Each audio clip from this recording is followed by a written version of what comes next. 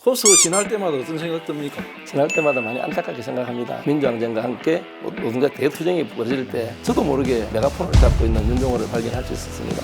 예, 지금까지 뭐 경북 공시 아무리 펼쳤지만 저한테는 통하지 않았어요.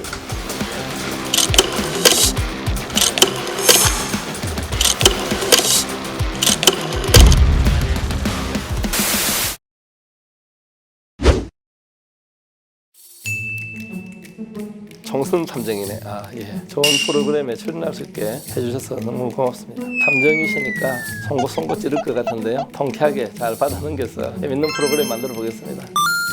그동안 어찌 지내셨는지 잠깐. 울산 시민 여러분, 북구 주민 여러분 반갑습니다. 그동안 잘 지내셨습니까? 2016년도 북구 주민들의 압도적인 지지로 울산 최다 득표를 했었거든요. 근데 억울하게 원직 상실하고 힘든 시간도 보냈습니다. 언제 세월이 갈까 했더니만 5년의 세월도 후딱 지나가더라고요. 이렇게 다시 22대 총선을 맞이해서 우리 주민들께 어떻게 하면 잘 봉사할까 하는 마음으로 나섰습니다. 요즘 다녀보면 어렵고 힘든 분들 너무 많아요. 그런 분들 좀 아우르고 좀 눈물을 닦아주는 그런 정치가 될 수 있도록 열심히 뛰어보겠습니다.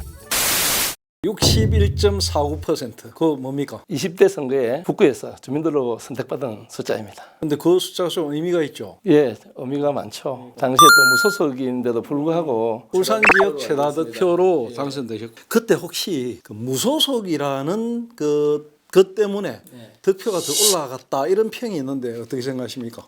뭐 그거는 그렇게 평가할 수도 있지만 당시에도 박근혜 정권에 대한 심판 이런 분위기가 많았었기 때문에 북구 주민들의 높은 정치의식으로 무소속 후보이지만 표를 모아줬다고 생각하고요. 또 저는 당시에 그냥 얼떨결에 무소속으로 나온 그런 후보가 아니라 후위원부터 두 분의 강력시의원, 구청장으로서 이미 검증이 많이 됐기 때문에 우리 주민들께서 압도적인 득표를 몰아줬다고 생각합니다.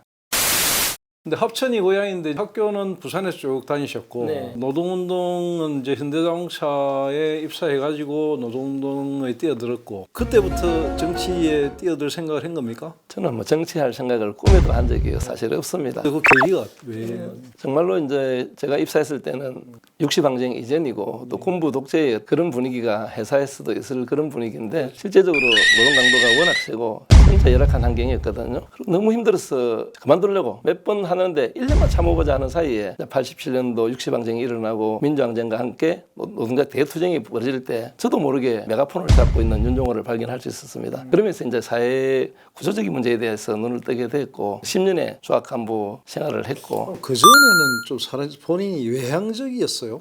어디 가나 인사 좀 잘하고 주변에 사람들 잘 챙기고 뭐 이런 것은 아주 품평이 나 제가 있었고 듣기로는 그렇게 나서고 이런 스타일 아니었다고 들었거든요. 이제 조금 어찌 보면 실명이라고 볼 수가 있죠. 과거에는 뭐 리더가 깃발 들고 나를 따르려 했던 그런 시대였다면 지금은 옆에 있는 사람들 어우러서 함께 가는 목표를 정하고 이제 이런 리더의 시대가 저와 함께 참 궁합이 잘 맞았던 것 같습니다.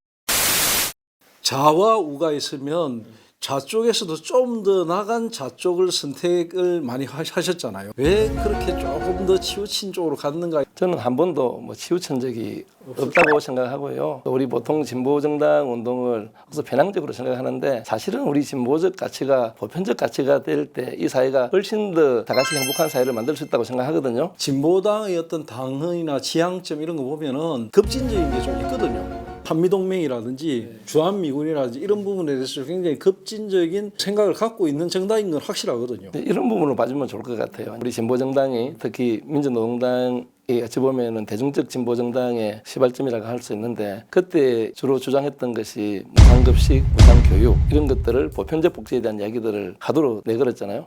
당시에는 정말로 이게 너무 급진적이다 이런 이야기를 했지만 지금 보수 정당들이 앞다투어서 그런 정책을 발표하고 있지 않습니까? 그런 측면에서 시대의 하도를 앞당겨서 선도해 나간다. 비록 소수 정당이지만 정책을 직접 입안해서 표결로서 입법 활동은 한계가 있긴 하지만 의제를 선점해서 국민들의 마음을 얻어가는 그런 활동을 꾸준히 해왔기 때문에 그런 진보정당의 가치는 충분히 있다고 생각합니다. 그러면 지금 의제를 선점한다는 측면에서 한미동맹이라든지 미군 철수라든지 이런 부분들도 의제 선점의 하나라고 생각하십니까? 저는 그렇게 생각하지 않습니다. 외교는 균형적 외교가 돼야 되는 거고 당연하게 한국과 미국이 협력해서 외부 위협으로부터 나라를 지키고 이런 것에 대해서는 동의를 합니다. 하지만 또 그로 인해 가지고 우리가 안보적으로 경제적으로 다른 나라로부터 위협을 받는다. 이 또한 경계해야 될 문제라고 생각하거든요.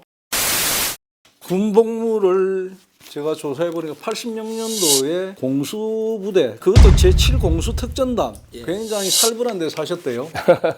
그리고 사실은 특전사 출신이기 때문에 좋은 점이 많았지 않았습니까? 뭐 국회의원 활동할 때나 이럴 때 뭐 종북 이야기 할 때마다 빠져나가는 게 바로 특전사 아닙니까? 특전사 출신한테 종북 이야기 못 하거든. 예, 지금까지 뭐 종북 공세 아무리 펼쳤지만 나한테는 통하지 않았습니다. 그게 바로 특전사 출신이라는 방패가 있었다는 거 아닙니까? 특전사 출신이 방패였다기보다는 뭐 일종의 역할을 했던 것도 맞고요. 실제적으로 이제 북부에 있는 보훈단체 분들이 늘 지지하고 엄호하고 해왔었고, 역대 구청장 중에서 자기들한테 가장 잘해준 사람이 저라고 대어놓고 다른 지역에 가서도 이야기할 정도의 신의를 가졌고요. 그런 종북 공세를 펼친다 치더라도 북구 주민들이 또 시작이구나, 주민들이 이렇게 물리쳐줍니다. 코스트코 물건 사러 가십니까? 한 번도 간 적이 없습니다. 코스트코 지날 때마다 어떤 생각 듭니까? 지날 때마다 많이 안타깝게 생각합니다. 지금 한번 가면 보통 20-30만 원치 차가 미어 터질 정도로 이렇게 물건을 가득 실어 나가는 모습 보면서 얼마나 많은 골목 상권이 무너졌을까, 영세 상인들이 한숨 지었을까 하는 생각이 듭니다. 다시 구청장이 돼도 허가 안 한다? 그 마음에는 변함이 없고요. 단순하게 허가를 내지 않는 문제가 아니라 대한민국 전체에 진짜 이렇게 골목 상권을 지키고 영세 상인들의 생존권을 지키는 문제가 얼마나 좀 심각한가, 이 상징적인 사건이었고, 그로 인해 가지고 입점거리 제한도 생기고 의무휴일도 생기고 상세히 협약을 하지 않으면은 그런 대형마트가 들어올 수 없는 유통산업발전법도 개정됐지 않습니까? 그런 점에서 큰 역할을 했다고 생각합니다. 좋은 답변 감사합니다. 네, 고맙습니다.